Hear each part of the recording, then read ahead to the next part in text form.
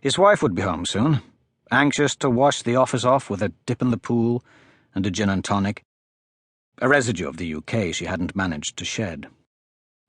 Marna, he could only think of her by that name, dealt with the business. When necessary, he would intervene in any difficult negotiations, or should one of the many delivery drivers they employed become restive. After a contretemps with a rough Queenslander, most of the workers soon learned that their Scottish boss was not to be messed with.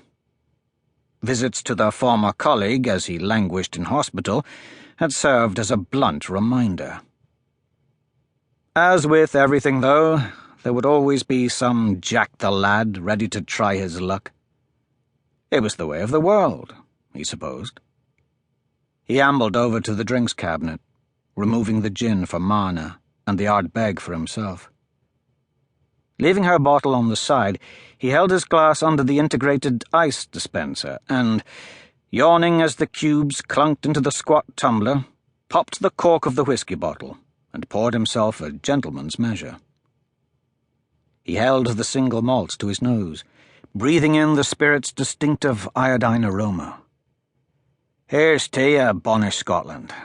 Stick it up your arse." He raised his glass and smiled at the toast that had become a daily mantra. Outside, the clouds were growing darker. It looked like Marna would have to forgo her swim and find solace solely in the gin. Or perhaps a workout in the basement gym. He sighed and gulped down another mouthful of the whiskey at the same moment as the doorbell rang. "Mere shit from Amazon," he muttered, looking at the outline of the tall figure behind the glass-panelled front door. He had to fiddle with the chain and double locks before he was able to turn the large brass handle and swing the door open.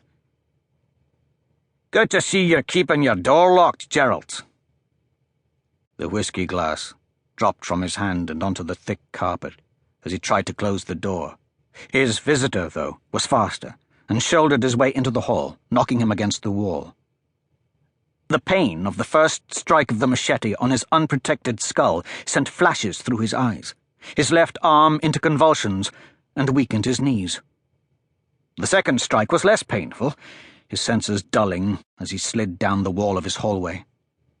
After the third, he neither thought nor felt any more. Calmly, his attacker dropped the murder weapon and, leaving the front door open and the dead man in full view of any passing neighbour, bounded down the front steps and along the path to his parked 4x4. He opened the boot. Inside, Marna lay on her side, trussed in a kneeling position, with her wrists tied to her ankles behind her back. The thick duct tape plastered over her mouth prevented her from crying out, allowing only the quietest whimper. Tears flowed from her wide, terrified eyes, mascara running into the mucus from her nose.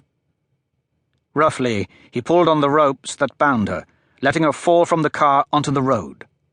Her scream of pain sounded only faintly behind the plastic tape.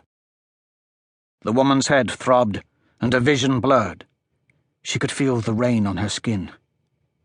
For some reason, her mind scrolled back to a trip to miserably wet Largs when she had been a child. She could clearly see her mother's face. He bent forward and pulled the sobbing woman up onto her knees, then grabbed her roughly by her long peroxide blonde hair to make sure she was looking along the pathway and up the 3 front steps to her home. She breathed heavily through her nose, partly through fear and partly necessity, as mucus was beginning to block her nasal passages. "There you are, darling." His voice was calm and strangely unfamiliar now that she had become accustomed to the Aussie twang. "Just thought I'd give you a wee look at your man. Not at his best, then, eh?" He tugged at her hair again, as silent sobs racked her body. He pulled up his jacket and removed a handgun from the waistband of his trousers. She thought of her mother again, her hand wiping the rain from her face on the log seafront, holding her close to keep her dry. "Cheerio, you fucking pair of rats!"